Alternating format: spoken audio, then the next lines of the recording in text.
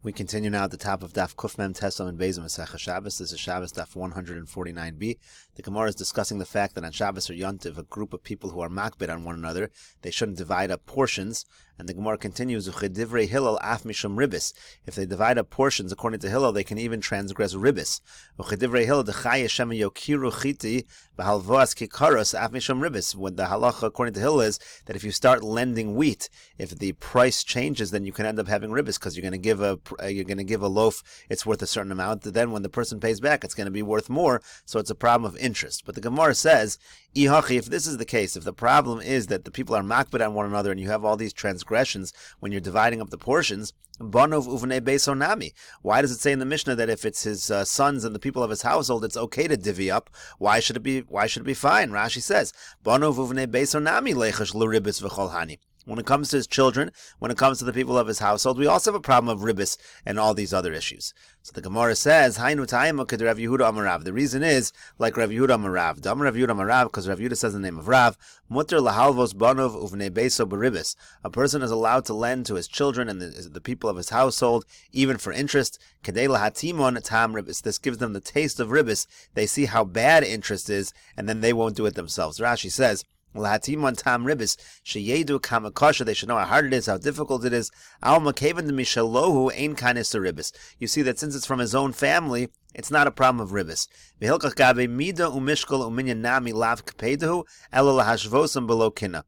So he says the same is true when it comes to the issue which applied to non-members of the family, which were things like they're going to come to measure, they're going to come to weigh, and they're going to come to count. All those issues are not an issue here because it's not something he's really strict about. Measuring is not done with this real stringency. It's just to keep things even, and we don't really have much of a concern with people of his household. The Gemara then said, okay, if that's the case, Mana Gedola Keneged Mana Katana Nami. So the Gemara asks, it said in the Mishnah that you're not supposed to divide up different size portions.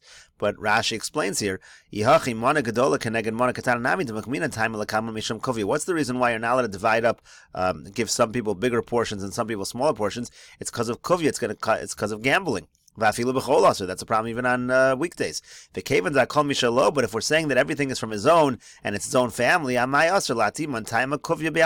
he's just giving them the taste of gambling. He wants to show them how bad it is. So that also shouldn't be a problem. You're saying everything is okay with the household members except you can't do mana gedola keneged mana katana.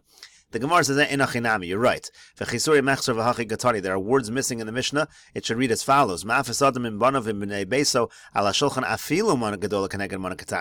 comes to people of the household, on Shabbos you're allowed to divide up portions and make lotteries for it, even if it's bigger portions connected smaller portions, even if they're not all even. My time, what's the reason? Kid Rav Yehuda amar Rav, it follows the position of Rav Yehuda amar Rav, im bonav im b'nei beso im acherim lo, that it's okay with your household, it's not okay with others.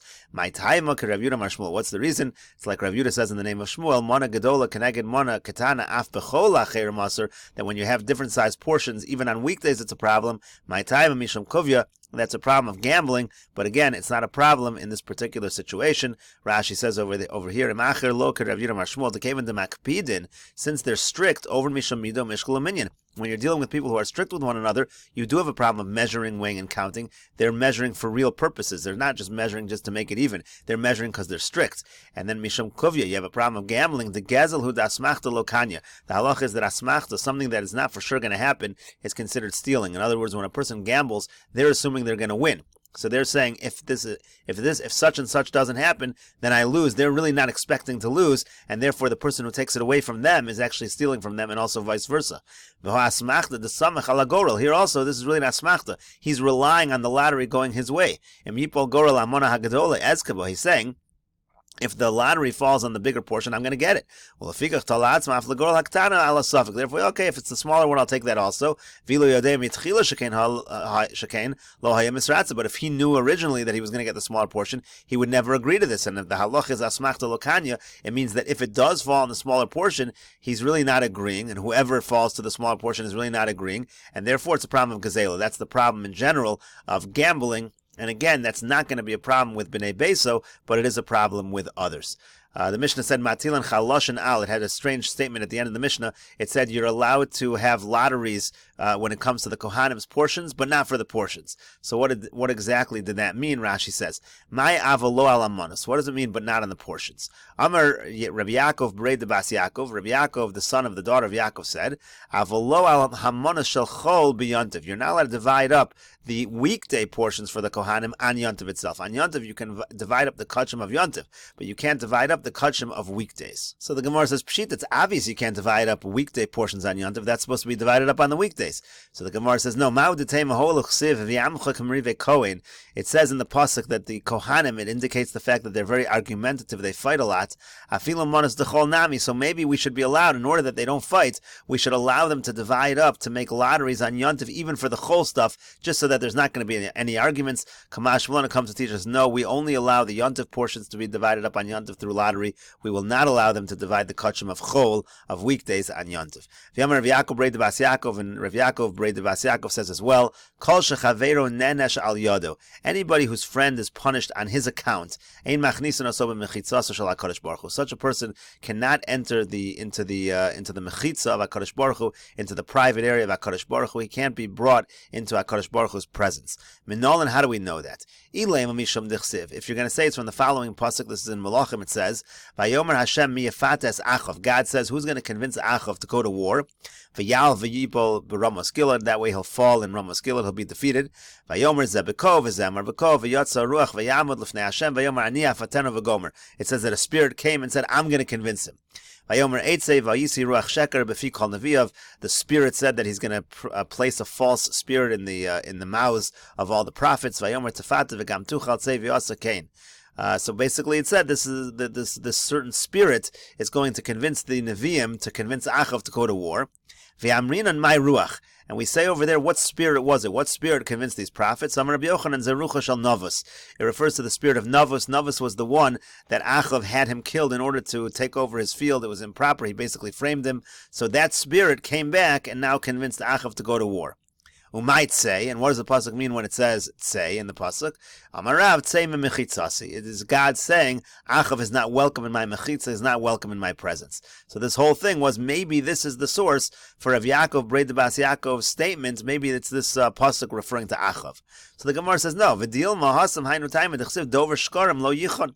How do you know the reason why Achav is exiled from God's presence? Maybe that doesn't have to do with the fact that someone was punished on his account, in this case Novos. That's not the reason. The reason was because he was a dover shkarim. He said lies. He framed him. It has nothing to do with the fact that someone was punished on his account. So there's no real proof for the original statement of Rav Yaakov B'rei de Bas Yaakov. So the Gemara says, fine, let's try another source. Ela mehacha. Rather, from here, from the following source, we see that if someone is punished on your account, you can be punished. You won't be allowed into the mechitza of HaKadosh Baruch Hu in such a situation. Pasuk says, Savata kol mikavod say gam atov v'heyorel v'gomer. Rashi will explain what all this means, but the Gemara right now says, Savata kolon mikavod ze Nebuchadnezzar. Nebuchadnezzar is the one who's experiencing embarrassment, great shame.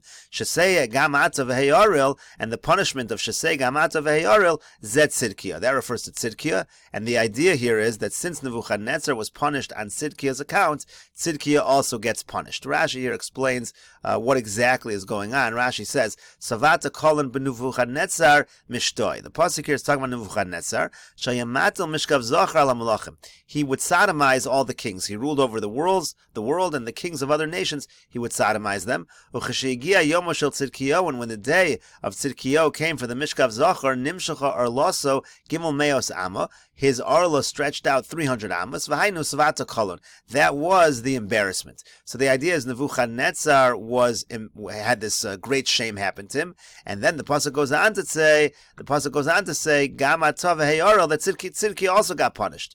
So the Gemara says, what are you talking about? The entire pasuk is talking about Nebuchadnezzar. It's not talking about Tzidkiah at the end of the pasuk. Rashi says,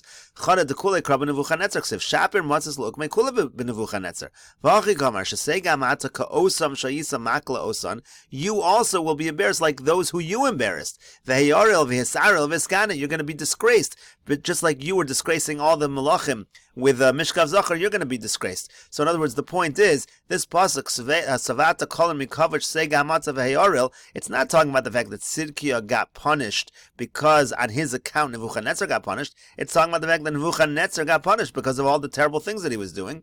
V'yod, and further, Tzidkiah tzadika may have Tzidkiah was a tzaddik. What else should he have done? He didn't do anything wrong, so there's absolutely no reason to assume that he should get punished. Rashi says, B'shah sha'asa lo v'chulu l'kamonhi midakamar la'oso tzaddik shmami na'anasaya. We're going to see the full statement later on, but it calls him a tzaddik b'ferish.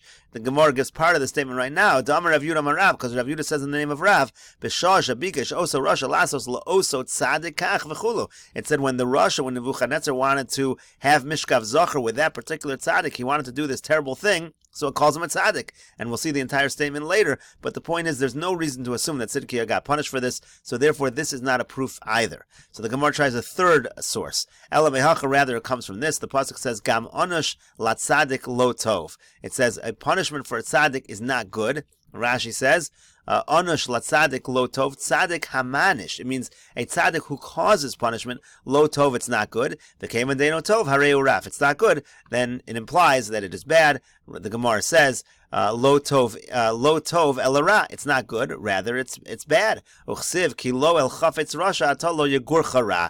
It says that God does not dwell with the ra, that which is considered ra, evil. Tzaddik ato Hashem v'lo yagor b'megorcha ra. So the point basically is that the pasuk says a tzaddik who causes punishment to happen to others, he's lo tov, which means he's ra.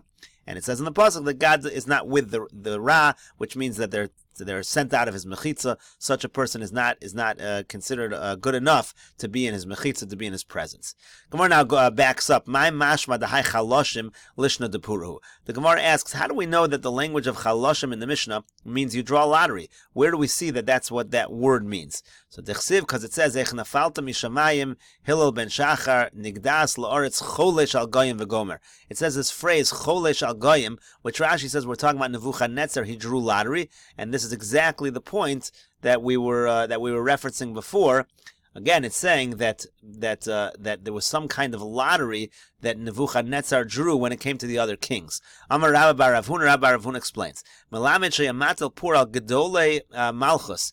What Nebuchadnezzar would do is he would draw lots on the greatest of the kings, of the greatest of the kingdoms, Leida Eza ben Yomo shel Mishkav Zachar, to decide whose day it is today for Mishkav Zachar with him. Uchsiv, and it said when Nebuchadnezzar died, Kol Malchei Goyim Kulam v'Gomer, pasuk says all the kings of the nations, basically they rested. Amar Rabbi Yochanan shenachu mi Mishkav Zachar. They had a chance to rest from this Mishkav Zachar.